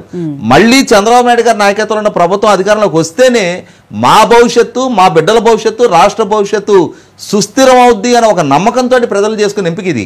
అటువంటిప్పుడు అసలు ఇప్పుడు రాష్ట్ర పరువే కాకుండా దేశం పరువు పోతుందని చెప్పి తెలిసినప్పటికీ కూడా సెంట్రల్ గవర్నమెంట్ కూడా ఎందుకు చర్యలు తీసుకోలేకపోయింది అసలు ఈ విషయంలో? అంటే ఇక్కడ ఒకటి జరిగింది ఏంటి అంటే, సెంట్రల్ గవర్నమెంట్ ఇది కూడా కొంత వాస్తవంగా ఆ రోజున చర్యలు తీసుకోవాల్సిన స్థాయిలో చర్యలు తీసుకోలేదనేది 100% వాస్తవం. మనం పదే మీడియాలో కూడా ఇదే విషయాన్ని రేజ్ చేస్తూ ఉండేవాళ్ళం. ఇప్పుడు రాష్ట్ర బ్రాండింగ్ దెబ్బతీస్తున్నాడు అని మనం అనుకుంటున్నాం తప్ప, అది ఒక ఫారిన్ డైరెక్ట్ ఇన్వెస్ట్మెంట్ దేశంలోకి వచ్చే సందర్భంలో ఒక పెట్టుబడిదారుడు ఆలోచించేది నేను ఇండియాలో పెట్టుబడి పెడుతున్నా అనుకుంటాడు. అంతేగాని ఆంధ్రప్రదేశ్ అనేది part and parcel of India. ఇండియాలో ఒక స్టేట్ గవర్నమెంట్ ఈ విధమైన డిస్ట్రక్టివ్ డెసిషన్స్ తీసుకుంటున్న పర్యవసానం అది భారతదేశం మీద ప్రభావం చూపుతుంది అనేది వాళ్ళు రియలైజ్ అయ్యారు.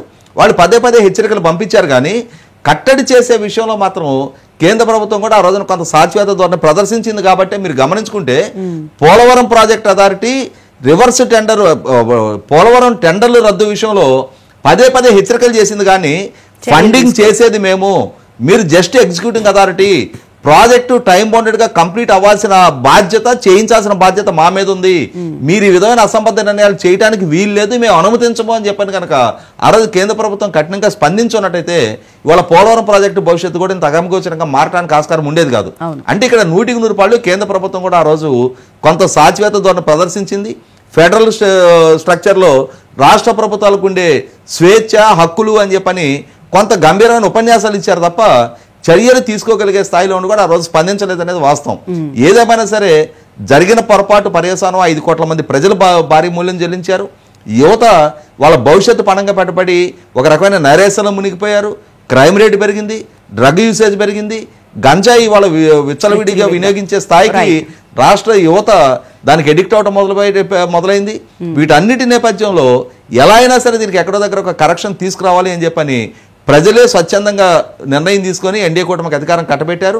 ఎన్డీఏ కూటమి తమ మీద ప్రజలుంచిన నమ్మకాన్ని నిలబెట్టుకునే దిశగా ప్రయత్నం చేస్తుంది.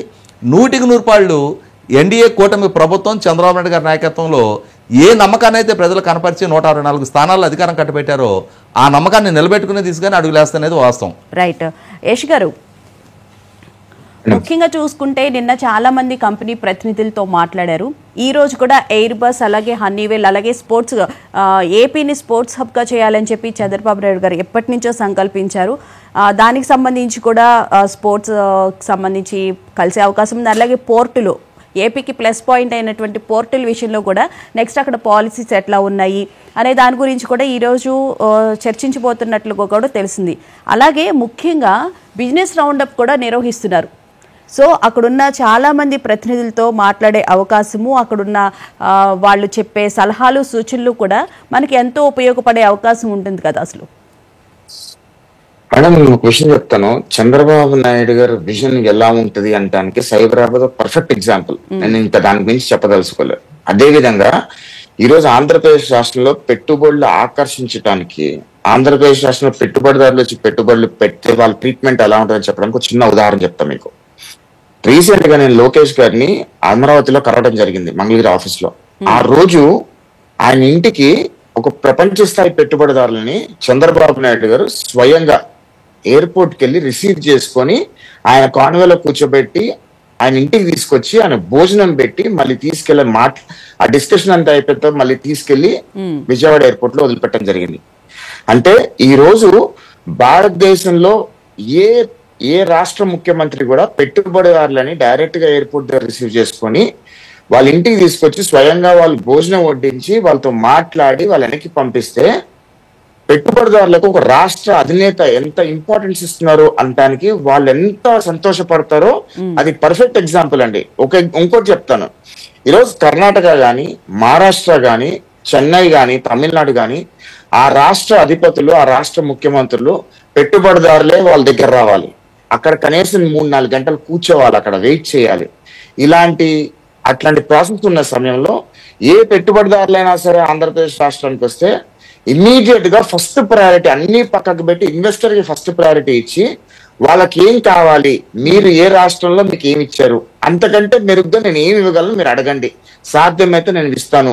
మా రాష్ట్రంలో పెట్టుబడులు పెట్టాలి, మా రాష్ట్రంలో ఉన్న నిరుద్యోగులకు ఉపాధి కల్పించాలి, అది ఏకైక లక్ష్యం అని చెప్పి ఆయన చేస్తున్న కృషిని నేను పర్ఫెక్ట్ గా విట్నెస్ చేశానండి. రెండో విషయం ఇక్కడ ఏంటంటే, మీరు ఇంతకు ముందు చెప్తున్నారు, అప్పసాని గారు కూడా చాలా బాగా చెప్పారు ఆ విషయంలో జగన్మోహన్ రెడ్డి గారు ఏ రకంగా విషయం చెబుతారంటానికి. ఒక బెస్ట్ ఎగ్జాంపుల్ ఏంటంటే, రీసెంట్ గా మన చంద్రబాబు నాయుడు గారు గవర్నమెంట్ వచ్చిన తర్వాత యూకే అంటే యూరోప్ దేశానికి సంబంధించిన ఒక కంపెనీకి జగన్మోహన్ రెడ్డికి సంబంధించిన మనుషులు ఆ కంపెనీ ఆంధ్రప్రదేశ్ రాష్ట్రంలో పెట్టుబడులు పెట్టడానికి వచ్చి లోకేష్ గారితో సంప్రదింపులు జరిపిన తర్వాత సంప్రదింపులు జరిపిన 4 రోజులకి ఇక్కడ వైఎస్ జగన్మోహన్ రెడ్డికి సంబంధించిన కొంతమంది వ్యక్తులు ఆ కంపెనీకి ఈమెయిల్స్ రాశారు. ఏమని, మా ఆంధ్రప్రదేశ్ రాష్ట్రంలో శాంతి భద్రతలు సరిగ్గా లేవు, ఆంధ్రప్రదేశ్ రాష్ట్రంలో పెట్టుబడులు పెట్టకండి అని చెప్పి వీళ్ళు వైఎస్ఆర్ కాంగ్రెస్ పార్టీ ఈమెయిల్స్ రాశారు. అంటే కనుక ఆంధ్రప్రదేశ్ రాష్ట్రంలో జగన్మోహన్ రెడ్డి ఏ రకంగా అరాచకం సృష్టిస్తున్నారో దీనికి ఉదాహరణ. వరల్డ్ బ్యాంక్ కూడా రాశారు. అవునండి, అంటే 2014 నుంచి 2019లో ఈ అశోక్ లీలాండ్కి రాశారు. అనేక రకాలుగా అంటే పేర్లు చెప్పదలుచుకోలేదు, ఎంతో పెద్ద పెద్ద కంపెనీలకి ఈమెయిల్స్ రాసి పెట్టుబడులు రావచ్చు కూడా అడ్డుకున్నారు. మేము అధికారంలోకి వస్తే మీకు చెప్తాము, మేము అధికారంలోకి వస్తే మేము చూపిస్తామని చెప్పి బెదిరించిన వాస్తవాలు కూడా ఉన్నాయి. కాకపోతే ప్రపంచ స్థాయి పెట్టుబడిదారులందరూ చంద్రబాబు నాయుడు గారి విజన్, ఆంధ్రప్రదేశ్ రాష్ట్ర ప్రజలందరూ కూడా లేదు రాష్ట్రం బాగుపడాలంటే చంద్రబాబు నాయుడు గారు ఉండాలనుకుంటారు ప్రజలు అనుకుని ఆ రోజు అందరూ వచ్చి పెట్టుబడులు పెట్టారు, అన్ని జరిగినాయి. మళ్ళీ లాస్ట్ 5 years డిస్ట్రక్షన్ జరిగింది, అన్ని మనం చూసాము. కానీ జగన్మోహన్ రెడ్డి మనస్తత్వం ఎలా ఉంటదంటే, ఆంధ్రప్రదేశ్ రాష్ట్రంలో పెట్టుబడులు వస్తే రాష్ట్రంలో నిరుద్యోగులు అందరూ కూడా ఫైనాన్షియల్ గా స్టెబుల్ అయితే జగన్మోహన్ రెడ్డి పార్టీ ఎప్పుడూ గెలవదు. జగన్మోహన్ రెడ్డి పార్టీ గెలవాలి అంటే గనక చిన్న కూలీ నాలి పని చేసుకునే వాళ్ళు అదే పనులలో ఉండాలి, వాళ్ళు ఎప్పుడు ఎదగకూడదు అని జగన్మోహన్ రెడ్డి అనుకుంటాడు. ఎందుకంటే అలాంటి వాళ్ళని నమ్మించడం, మోసం చేయడం ఈజీగా ఉంటది. ఏ రకంగా అయితే అంటే వాళ్ళు ఏం కల్మషం లేని మనుషులు, వాళ్ళు ఏది చెప్పినా సరే నమ్మేస్తారు అనే ఒక భ్రమలో జగన్మోహన్ రెడ్డి ఉంటాడు. కాబట్టి జగన్మోహన్ రెడ్డి అనే వ్యక్తి ఆ రకంగా చేస్తూ ఉంటాడు. రెండో విషయం ఏంటంటే మేడం, జగన్మోహన్ రెడ్డికి సంబంధించిన కొంచెం బులుగు మీడియా ఛానల్ ఉన్నాయి. ఆ బులుగు మీడియా ఛానల్ అన్ని కూడా ఆ అధిపతులందరూ కూడా ఆంధ్రప్రదేశ్ రాష్ట్రంలో పుట్టిన వాళ్ళే.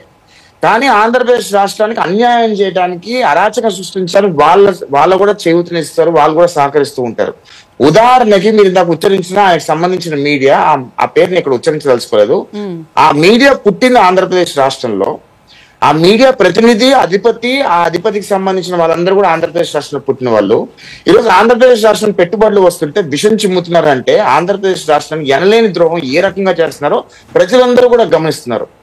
జీవితంలో జగన్మోహన్ రెడ్డి అనే వ్యక్తి ముఖ్యమంత్రి కాలేడు అంటానికి జగన్మోహన్ రెడ్డి చేస్తున్న గత సంవత్సరంలో జగన్మోహన్ రెడ్డి చేసిన, ఆయన అవలంబించిన విధానాలు, ఏ రకంగా అయితే ప్రజలు తప్పుదో పట్టించే ప్రయత్నం చేస్తున్నాడు, వాళ్ళ పార్టీలో ఉన్న కార్యకర్తలు ఏ రకంగా అయితే యాంటీ సోషల్ ఎలిమెంట్స్ గా క్రియేట్ చేసే ప్రయత్నం చేస్తున్నారు, వాళ్ళందరినీ ఆంధ్రప్రదేశ్ రాష్ట్ర ప్రజలకు ఉసిగొల్పే ప్రయత్నం చేస్తున్నారు, వీళ్ళందరూ కలిసి పెట్టుబడిదారులు ఏ రకంగా ఆంధ్రప్రదేశ్ రాష్ట్రంలో రానికుండా అడ్డుకునే ప్రయత్నం చేస్తున్నారనే విషయాల పట్ల ప్రజలందరూ కూడా గమనిస్తున్నారు. అదేవిధంగా చంద్రబాబు నాయుడు గారి విజన్, చంద్రబాబు నాయుడు గారు అనేది ఉన్న నమ్మకంతో ఖచ్చితంగా ఆంధ్రప్రదేశ్ రాష్ట్రం పెట్టుబడులు వస్తాయి, రాష్ట్రంలో నిరుద్యోగులకు ఉపాధి కల్పించే ప్రయత్నం చేస్తారు. జగన్మోహన్ రెడ్డి సిపిఎస్ రద్దు చేస్తానండి, సిపిఎస్ రద్దు చేయలేదు. కేంద్రం మెడలు వంచి ప్రత్యేక హోదా తీసుకొస్తానన్నాడు, తీసుకురాలేదు. రాష్ట్రంలో నిరుద్యోగులకు ఉపాధి కల్పిస్తాడు, కల్పించలేదు. ప్రభుత్వ ఉద్యోగులు భర్తీ చేస్తానన్నాడు, చేయలేదు. చెప్పిన మాటలని కూడా నమ్మించి ప్రజల్ని మోసం చేసిన విధానాలను ప్రజలెవరూ మర్చిపోరు. జీవితంలో ఖచ్చితంగా జగన్మోహన్ రెడ్డి ఎన్ని విష కుట్రలు చేసినా సరే ప్రజలు గమనించి మళ్ళీ 11 సీట్లకి ఏ రకంగా అయితే ఇంకా దిగజార్చే ప్రయత్నం చేయాలో ప్రజలంతా చేస్తారని నేను నమ్ముతున్నాను. కాదేశ్ గారు, ఇప్పుడు ఇందాక రాజేష్ గారు చెప్పినట్లు గుడివాడ అమర్నాథ్ రెడ్డి ఏమన్నారు, సింగపూర్ కంపెనీకి సంబంధించి సింగపూర్ దేశము అత్యంత అవినీతి రహిత దేశం అని చెప్పి అంటూ ఉన్నారు. అంత అవినీతిగా ఉంటే అసలు ఎందుకు మన ఇక్కడి నుంచి స్టూడెంట్స్ కూడా ఎంతమంది మనం పిల్లల్ని చదివించడానికి కానీ అక్కడికి పంపిస్తున్నాం. అండ్ డిసిప్లైన్ విషయంలో కానీ నీట్నెస్ విషయంలో కానీ నిన్న చంద్రబాబు నాయుడు గారు కూడా చెప్పారు. అశోక్ గజపతి రాజు గారిని ఎగ్జాంపుల్గా చూపించి స్మోకింగ్ విషయంలో కూడా దాన్ని చెప్పారు అని అంటే అక్కడ అవినీతి ఎక్కడ కనిపిస్తుందో ఈ వైసీపీ పార్టీ వాళ్ళకి అర్థం కావడం లేదు. ఆ వైసీపీ పార్టీ అధినేతనే పెద్ద అవినీతి పరుడు. వాళ్ళ పార్టీలో ఉన్న పార్లమెంటరీ నాయకుడు పెద్ద అవినీతి పరుడు అని చెప్పి జైలుకి వెళ్ళాడు. ఈయన జైలుకి వెళ్ళి వచ్చారు. అంటే వైఎస్ఆర్ కాంగ్రెస్ పార్టీలో ఉన్న 80% ఆఫ్ ద నాయకులందరి మీద క్రిమినల్ హిస్టరీ ఉంది. వాళ్ళు అవినీతి చేశారు, వాళ్ళు జైల్లోకి వెళ్ళి వచ్చిన వాళ్ళు. వీళ్ళందరూ ఈ రోజు వేరే దేశాన్ని అది కరప్టెడ్ అని చెప్పడం హాస్యాస్పదంగా ఉంది. రెండోది, అసలు గుడివాడ అమర్నాథ్ గారి గురించి మాట్లాడాల్సిన అవసరం లేదని నేను అనుకుంటున్నా. ఎందుకంటే ఆయన ఏదో ఫ్లూక్ లో గెలిచాడు, ఫ్లూక్ లో మంత్రి అయిపోయాడు ఆయన క్యాస్ట్ ఈక్వేషన్ తో. గుడ్డు పొదిగితే గానీ గుడ్డు పొదిగి కోడి పెట్టవ్వాలి పుంజవ్వాలి అని చెప్పిన మంత్రి ఆయన ఏ రకంగా ప్రెస్ ముందుకు వచ్చి మాట్లాడిన ఒక సన్నివేశాన్ని మనం తీసుకొని మాట్లాడాల్సిన అవసరం లేదని నేను అనుకుంటున్నా. ఎందుకంటే Gudivada Amarnath is totally A uneducated politician అని నా ఫీలింగ్ అండి. ఎందుకంటే ఈరోజు ఎంఎస్ఎంఈలు అంటే చాట్ బండార్లు ఎంఎస్ఎంఈలు అంటాడు, లేదా ఎంఎస్ఎంఈలు అంటే ఏంటో కూడా నాకు తెలియదు. ఫారెన్ ఇన్వెస్ట్మెంట్స్ ని ఆంధ్రప్రదేశ్ రాష్ట్రంలో తీసుకొచ్చి ఏ రకంగా గ్రౌండ్ చేయాలి, ఏ రకంగా సర్ఫేస్ చేయాలి, ఏ రకంగా దాన్ని ముందు తీసుకురావాలో తెలియదానికి ఇలాంటి వాళ్ళందరూ కూడా ప్రెస్ ముందుకు వచ్చి ఏదో మాట్లాడితే ప్రజలు ఏదో నమ్ముతారు అనే ఫీలింగ్ లో ఉన్నారు. ఖచ్చితంగా అశోక్ గజపతి రాజు గారు, మీరు నమ్ముతారో లేదో మేడం, ఆయన ఏవియేషన్ మినిస్టర్ గా ఉన్నప్పుడు ఆంధ్రప్రదేశ్ రాష్ట్రంలో ప్రోటోకాల్ లేకుండా ఆయన నానో కార్లు తిరిగేవాళ్ళు. ఆయన ఒక ఏవియేషన్ మినిస్టర్ గా ఆయన top business class first class లో తిరగగలిగే వ్యక్తి ఎకానమీ క్లాస్ లో తిరిగేవాళ్ళు ఆయన. అంటే తెలుగుదేశం పార్టీ చంద్రబాబు నాయుడు గారు ఏంటంటే అవినీతికి ఎటువంటి దోవాళ్ళు ఉండకూడదు, మనం ట్రాన్స్పరెంట్ గా ఉండాలి, మనం కరెక్ట్ గా మీరు చూస్తారో లేదో మేడం, ఆంధ్రప్రదేశ్ రాష్ట్రంలో కాదు భారతదేశంలో రాజకీయాలలో ఉన్న రాజకీయ నాయకులందరూ కూడా వాళ్ళ చుట్టుపక్కల రాజకీయ నాయకులకు భయపడతారు. కానీ చంద్రబాబు నాయుడు గారు ఓన్లీ ప్రజలకు మాత్రమే భయపడతారు, రాజకీయ నాయకులకు భయపడరు ఆయన. ఎందుకంటే ప్రజలే అంతిమ నిర్ణయం, ప్రజలే అంతిమ తీర్పు ఇస్తారు కాబట్టి ప్రజలు అనే వాళ్ళు బాగుండాలి, వాళ్ళకి సేవ చేయాలి అని చెప్పి చంద్రబాబు నాయుడు గారు అనుకుంటారు. కాబట్టి మళ్ళీ ఇంకొక విషయం కూడా, ఒకవేళ ఆయన సొంత సామాజిక వర్గానికి కూడా ఏమైనా చేస్తే మళ్ళీ ఇప్పుడు ఏం చేయకపోయినా మళ్ళీ మేము అంతా చేస్తున్నామని అంటారు. ఎందుకురా బాబు అని చెప్పి అన్ని కులాల ప్రాతిపదికన అన్ని మతాల ప్రాతిపదికన ఏ రకంగా అయితే రాజకీయం చేయాలో అదే రకంగా ఈక్వేషన్ తీసుకొచ్చి రాజకీయాలు చేసే ఏకైక నాయకుడు భారతదేశంలో చంద్రబాబు నాయుడు గారు. ఆయన విజన్ ని ఖచ్చితంగా ప్రజలందరూ నమ్ముతున్నారు. ఆయన విజన్ ద్వారా ఆంధ్రప్రదేశ్ రాష్ట్రం పర్ఫెక్ట్ గా బాగుపడబోతుంది అనడానికి నేనే మంచి ఉదాహరణ. నాలాంటి వాళ్ళు ఇంకెంతో మంది ఆంధ్రప్రదేశ్ రాష్ట్రంలో తయారవుతారు అని నేను బలంగా నమ్ముతున్నా మేడం. రైట్. సీతాదేవి గారు, ఈసారి మాత్రం కంపల్సరీ అమరావతి ప్రాజెక్టు అమరావతి పూర్తవుతుంది, ఆంధ్రులు కలల కన్నా రాజధాని పూర్తవుతుంది అని చెప్పి ప్రజలకైతే ఒక నమ్మకం వచ్చింది. దాంతోపాటు ఇప్పుడు ఏదైతే కంపెనీలు ఏ అభద్రతా భావనలు ఉన్నాయో శాంతి భద్రతలకి సంబంధించి దానికి సంబంధించి అయితే ఒక క్లారిటీ ఇచ్చే ప్రయత్నం అయితే కూటమి ప్రభుత్వం చేసింది. దాంతోపాటు ఇప్పుడు కంపెనీలు రావడానికి ఆసక్తి చూపిస్తుంది. దాంతోపాటు పరిశుభ్రతకు కూడా చాలా ఇంపార్టెన్స్ ఇవ్వాల్సిన అవసరం అయితే ఉంది. ఎందుకంటే మనకి సింగపూర్లో ఎక్కడ ఒక్క పేపర్ కానీ అట్లా బయటపడడం అట్లా చూడం, దానికి కూడా చాలా ఇంప్రెస్ అయ్యాను అని చెప్పి కూడా బాబు గారు గతంలో కూడా చెప్పడం జరిగింది. ఏమంటారు మేడం? డెఫినెట్లీ అమ్మా, చంద్రబాబు నాయుడు గారు ఎన్నో సంవత్సరాల కిందట when he was young CM United Andhra Pradesh ఉన్నప్పుడు సింగపూర్ పర్యటనకి వెళ్ళినప్పుడు ఆయన అక్కడ ఉన్నటువంటి క్లీన్ గా ఉండడము, రోడ్ల మీద ఒక్క కాగితం ముక్క లేకపోవడం, ఎటు చూసినా క్లీన్ అండ్ గ్రీన్ ఆయన చూసి ఆయన టైం పర్మిట్ చెయ్యకపోయినా కూడా తెల్లవారుజామున లెగిసి ఆయన అంటే అక్కడ ఎవరైతే మున్సిపాలిటీ వాళ్ళు ఉన్నారో వాళ్ళు అర్ధరాత్రి లేచి రోడ్లు క్లీన్ చేసి తెల్లారి ప్రజలు రోడ్డు మీదకి వచ్చేసరికి చాలా నీట్ గా రెడీగా ఉండేవన్నమాట. రోడ్లు అంత క్లీన్ గా ఎలా మెయింటైన్ చేస్తున్నారు, ఏ విధంగా చేస్తున్నారు అని తెల్లవారుజామున అర్ధరాత్రి పూట చంద్రబాబు నాయుడు గారు పర్యటించినటువంటి సందర్భం. ఆయన అది చూశారు. చూసి వచ్చిన తర్వాత కూడా ఆంధ్రప్రదేశ్ ను కూడా క్లీన్ అండ్ గ్రీన్ జన్మభూమి కార్యక్రమం అందులో నుంచే పుట్టుకొచ్చింది. సో ఆ విధంగా ఆయన హైదరాబాద్ ని ఏ విధంగా క్లీన్ అండ్ గ్రీన్ చేశారో, ఏ విధంగా ఫ్లైఓవర్లు నిర్మించారో, ఏ విధంగా హైదరాబాద్ ని డెవలప్ చేసి ప్రపంచ చిత్రపటంలో హైదరాబాద్ ని అగ్రగామిగా నిలిపించినటువంటి చరిత్ర సైబరాబాద్, ఇదంతా ఆయన ఇంతకు ముందే చేసి చూపించారు. ఈ రోజు మళ్ళీ ఆయనకి తెలుసు. అందుకే ఈ రోజున అమరావతి గాని ఆంధ్రప్రదేశ్ ను కూడా ఆ విధంగా డెవలప్ చేయాలనే కృత నిశ్చయంతో చంద్రబాబు నాయుడు గారు ఉన్నారు. ఇప్పుడు అమరావతిని at any cost within 5 years లోపల, ఇంకా 1 year అయిపోయింది, ఇంకా నెక్స్ట్ 4 years లోపల అమరావతిని మాక్సిమం పోలవరం ని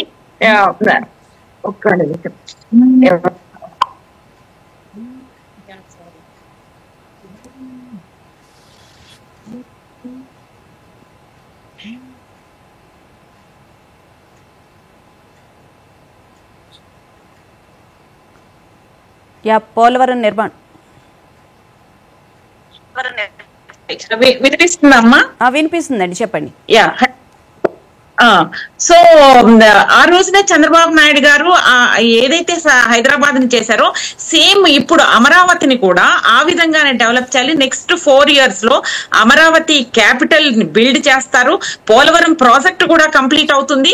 ఇంకొకటి ఏంటంటే ఇందాక అందరూ వక్తలు చెప్పినట్టు చంద్రబాబు నాయుడు గారు ఏదైతే అభివృద్ధి కార్యక్రమాలని ఆయన చాలా ఫాస్ట్ గా తీసుకెళ్తున్నారో, ఏ విధంగా ఇన్వెస్ట్మెంట్స్ ని అట్రాక్ట్ చేయాలని ఆయన కృత నిశ్చయంతో ఉన్నారో, ఈ సోకాల్డ్ ఏది మన వైఎస్ఆర్సీపీ పార్టీ అడుగడుగున అడ్డంకుల్ని క్రియేట్ చేయడం వెనకాల ఒక కుట్ర రాజకీయానికి తెర తీశారు. అంటే వాళ్ళ ఉద్దేశం ఏంటంటే అమ్మా, బీహార్ నితీష్ కుమార్ గవర్నమెంట్ కి ముందు బీహార్ కన్నా గత 5 సంవత్సరాల్లో ఆంధ్రప్రదేశ్ పాతాళానికి వెళ్ళిపోయింది. ఇంతకు ముందు బీహార్ అత్యంత వెనకబడిన ప్రాంతం, దానికన్నా హీనంగా దిగదార్చిన చరిత్ర వైఎస్ఆర్సీపీ పార్టీది, అధినేతది. మనము ఈ రోజున ఈ మినిస్టర్స్ గుడివాడ అమర్నాథ్ వీళ్ళందరూ మాట్లాడుతున్నారు కదా, వైఎస్ఆర్సీపీ మినిస్టర్స్ మీరు ఏ మినిస్టర్స్ తీసుకున్నా కూడా వాళ్ళకి ఆంధ్రప్రదేశ్ మీద, దాని డెవలప్మెంట్ మీద, యూత్ కి ఎంప్లాయ్మెంట్ జనరేట్ చేయాలి, ఆంధ్రప్రదేశ్ ని ఒక స్థానంలో నిలబెట్టాలి. మనం ఈ రోజున స్టేట్ డివైడ్ అయ్యి చాలా క్లిష్టమైన పరిస్థితుల్లో ఉన్నాము.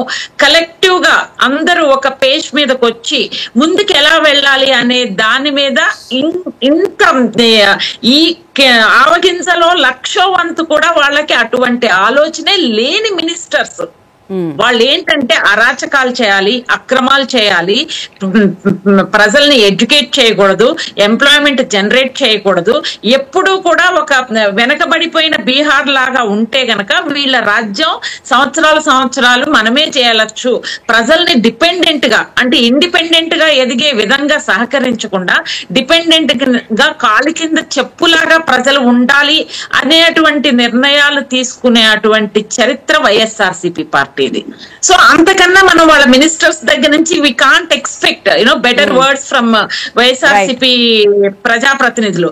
ఎందుకంటే వాళ్ళ భాష, వాళ్ళ యొక్క మాట్లాడే విధానము, వాళ్ళు చేసే కుట్ర రాజకీయాలు, వాళ్ళు మాట్లాడే ప్రతి పెద్ద మనుషుల్ని కూడా, చంద్రబాబు నాయుడు గారు లాంటి పెద్ద మనుషులను కూడా తక్కువ చేసి హీనం చేసే మాట్లాడే చరిత్ర ఉన్న వాళ్ళ దగ్గర నుంచి మనము ఇంతకన్నా ఎక్కువ ఎక్స్పెక్ట్ చేయలేము. Right, thank you so much Sitadevi గారు, thank you so much Yash గారు, thank you so much Appasani Rajesh గారు స్టూడియోలో జాయిన్ అయినందుకు. ఇది వాళ్ళ